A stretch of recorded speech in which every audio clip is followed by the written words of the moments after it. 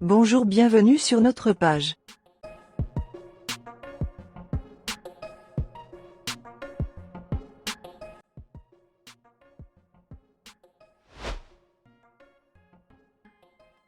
Pour cette nouvelle vidéo de notre rubrique Story Foot, nous allons vous présenter le top 10 des meilleurs buteurs de l'histoire de la Coupe du Monde.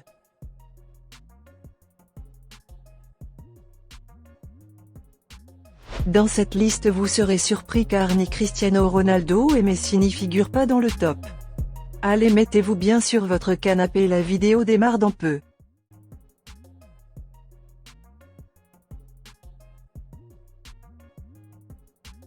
Pour débuter, nous allons commencer par le bas du classement et en 10e position nous avons l'international argentin Gabriel Omar Batistuta, qui est aussi le meilleur buteur de l'histoire de la Fiorentina et le second meilleur buteur de l'équipe nationale d'Argentine. Il a évolué sous les couleurs de Boca Juniors et de l'AS Rome. En équipe nationale, il débute le 8 juillet 1994 lors de la Copa América de la même année. Pendant cette compétition, il va faire bonne impression, ce qui va pousser le sélectionneur national de lui donner sa chance pendant la Coupe du Monde 1994. Pendant cette édition, il va participer activement au succès de son équipe, ainsi il inscrira 4 buts. Bien qu'il ait remporté leurs 2 premiers matchs contre la Grèce et le Nigeria, ils seront finalement éliminés en 8e de finale contre la Roumanie malgré une belle performance de Gabriel Batistuta qui inscrira un but. Pour sa seconde participation en Coupe du Monde, elle se fera en 1998 pendant la Coupe du Monde en France avec une équipe d'Argentine remplie de talent.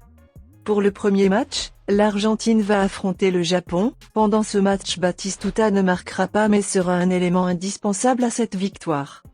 Lors des 2 deuxièmes matchs contre la Jamaïque, il va inscrire un triplé, ce qui va permettre à l'Argentine de battre la Jamaïque 5-0. En 2002, pour sa dernière participation en Coupe du Monde, il inscrira seulement un but et son équipe ne va pas passer le premier tour, ce qui sera une grande déception pour les supporters. Au total, il a marqué 10 buts en phase finale de Coupe du Monde, 4 en 1994, 5 en 1998, et 1 en 2002. En deuxième position nous avons l'international anglais, Gary Lineker, l'un des rares joueurs à n'avoir jamais reçu ni de carton jaune, ni de carton rouge au cours de toute sa carrière. Faisant partie des meilleurs joueurs anglais de l'histoire, et l'un des meilleurs avant-centres européens au cours des années 1980, il va faire ses débuts en équipe nationale lors de l'Europe 1988. Après des belles performances rencontrées, il sera appelé en équipe nationale lors de la Coupe du Monde de 1986 pour faire partie du 11 type de l'équipe d'Angleterre malgré son plâtre à l'avant-bras. Pour son premier match, il va signer un triplé face à la Pologne, suivi d'un doublé en 8e de finale contre le Paraguay. Cette édition, même si l'équipe d'Angleterre est éliminée en quart de finale par l'Argentine, il finira meilleur buteur de la compétition avec 6 buts en 5 matchs. Pour la Coupe du Monde de 1990, l'Angleterre se fait éliminer aux portes de la finale par l'Allemagne, lors des tirs au but pendant un match très serré, avec un but de Gary à la 80e minute de jeu. Au cours de cette compétition, il inscrira 4 buts et ne participera plus à une Coupe du Monde après avoir pris sa retraite. Au total, il marquera 10 buts en 12 matchs, ce qui le place en 9e position des meilleurs buteurs de l'histoire de la Coupe du Monde. En 8e position nous avons l'international allemand, Helmut Rahn, qui fait ses débuts en équipe nationale en 1951, dans un match opposant l'Allemagne à la Turquie. Lors de cette édition, Helmut Rahn ne marquera pas de but, mais il fera bonne impression et pour son premier but, il va falloir attendre la Coupe du Monde de 1954, face à la Hongrie, puis il a inscrit un doublé lors de la finale. Avec 10 buts en 10 matchs lors des mondiaux 1954 et 1958, Helmut Rahn est 8e dans le classement des meilleurs buteurs de l'histoire de la Coupe du Monde. En 7e position nous avons l'international allemand Jürgen Klinsmann. Après avoir débuté le football à 8 ans, et évolué dans sa prime jeunesse à de nombreux postes, notamment celui de gardien, il finira par se reconvertir en attaquant. Choix payant pour le futur international allemand, car il va pouvoir s'imposer à ce poste grâce à sa grande efficacité devant les buts. Pour ses premières sélections il faut attendre 1987, et lors de la Coupe du Monde il va inscrire 5 buts en 5 matchs et être désigné comme le footballeur de l'année en Allemagne. Après avoir disputé 3 Coupes du Monde dont celle de 1998, d'où il inscrit 3 buts, il mettra au total 11 buts en Coupe du Monde, en 108 sélections, et devient l'un des plus grands joueurs allemands de tous les temps. En 6e position nous avons le légendaire attaquant hongrois Sándor Kocsis. Né le 21 septembre 1929 à Budapest, il va évoluer dans plusieurs grands clubs comme attaquant, ce qui lui permet de finir plusieurs fois meilleur buteur du championnat hongrois à 3 reprises, d'abord en 1951 avec 30 buts, puis en 1952 avec 36 buts et enfin en 1954 avec 33 buts. Pour sa première fois en équipe nationale, c'est pendant le championnat olympique de 1952, où il inscrit 6 buts en 5 matchs. Ses belles performances en équipe nationale, ou en club vont lui permettre d'être sélectionné pour la Coupe du Monde de 1955, et pour marquer de son empreinte, il va inscrire un triplé contre la Corée du Sud, ce qui lui permettra de finir meilleur buteur de la compétition avec 11 buts en 5 matchs. Mais il mettra un terme à sa carrière en 1966, après s'être incliné en finale face à l'Allemagne. En 5e position, nous avons l'une des plus grandes stars brésiliennes de tous les temps, à l'occurrence de Pelé. Après passer la majeure partie de sa carrière professionnelle au FC Santos, il est la figure majeure du football, comme il est l'unique footballeur à avoir été champion du monde à 3 reprises en Coupe du Monde, en 1958, 1962 et 1970. À 17 ans, il jouera sa première Coupe du Monde en 1958 et il est élu meilleur joueur de la sélection brésilienne. Titulaire indiscutable, il inscrira son premier but qui qualifiera son équipe contre le pays de Galles en quart de finale. En finale contre le pays hôte, il fera un match extraordinaire en inscrivant un triplé qui permettra à son équipe de largement dominer le match et de remporter son premier titre de Coupe du Monde.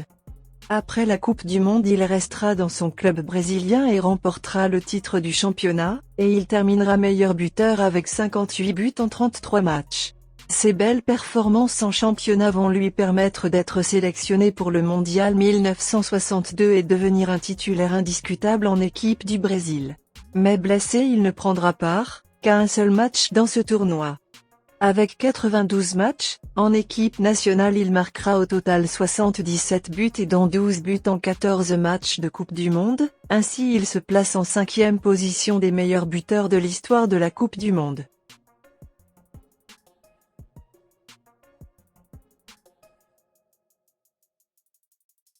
En 4e position nous avons l'international français et une légende de l'OGC Nice et du Stade de Reims, Just Fontaine. Buteur exceptionnel qui a su garder un ratio de buts par match impressionnant tout au long de sa carrière. Mais Just Fontaine fait aussi partie des meilleurs joueurs français de l'histoire. Il participe à 21 matchs internationaux et marque 30 buts au total. L'attaquant français est surtout connu pour son record de buts lors de la Coupe du Monde de 1958. Il a marqué 13 buts en seulement 6 matchs durant la compétition, un exploit qui n'a jamais été égalé ou battu. Just Fontaine est donc le 4e meilleur buteur de l'histoire de la Coupe du Monde avec 13 buts. En 3e position nous avons l'attaquant légendaire du Bayern Munich et de la sélection allemande, Gerd Müller. Surnommé le bombardier, dû à ses capacités de buteur, et sa réputation d'être capable de marquer dans toutes les positions et avec toutes les parties du corps, il a su marquer les esprits des amoureux du football en établissant de nombreux records mondiaux. En championnat il inscrit 365 buts en 427 matchs de Bundesliga, et avec l'équipe d'Allemagne, Gerd Müller a également marqué de nombreux buts. Aujourd'hui l'avant-centre est l'un des meilleurs buteurs en phase finale de l'histoire des Coupes du Monde avec un total de 14 buts inscrits en 2 éditions. En 2e position nous avons Ronaldo, l'attaquant brésilien qui a marqué toute une génération d'amateurs de football durant les années 90 et 2000. Après avoir commencé sa carrière professionnelle au Brésil, il va rejoindre le PSV pour environ 6 millions de dollars. En 2 saisons et 57 rencontres avec le club néerlandais, il inscrit 55 buts. En équipe nationale, malgré les critiques de certains joueurs sur ses débuts, Ronaldo finira par leur faire entendre raison car il réalisera de belles performances malgré de nombreuses blessures à répétition. Ainsi il participe à 98 matchs internationaux et permet surtout à son équipe de remporter la Coupe du Monde 2002, tout en étant meilleur buteur de la compétition avec 8 buts. Au total, il marque 15 buts en 19 matchs de Coupe du Monde. En plus d'être l'un des meilleurs attaquants de pointe de tous les temps, il fait partie des plus grands buteurs de l'histoire de la Coupe du Monde. En première position nous avons Klose, ancien footballeur germano-polonais et international allemand devenu aujourd'hui entraîneur après sa retraite footballistique. En 4 éditions, Miroslav Klose a surclassé tous les footballeurs pour devenir le meilleur buteur en phase finale de l'histoire de la Coupe du Monde, avec un total de 16 buts. Prolifique et spectaculaire, l'international allemand a toujours eu des bonnes performances en équipe nationale dont il est le meilleur buteur historique avec 71 buts. C'est lors de la Coupe du Monde 2002, qu'il est sélectionné pour la première fois en équipe nationale d'Allemagne, après des belles performances en club. Lors de son premier contre l'Arabie Saoudite, il inscrit 3 buts et finit homme du match de la rencontre et termine deuxième meilleur buteur de l'édition derrière Ronaldo. 4 ans après le mondial asiatique, grâce à ses 5 réalisations en 7 matchs, Miroslav Klose termine meilleur buteur de la Coupe du Monde 2006. De 2002 à 2014, il marque au total 16 buts en 24 matchs et devient le meilleur buteur de l'histoire de la Coupe du Monde.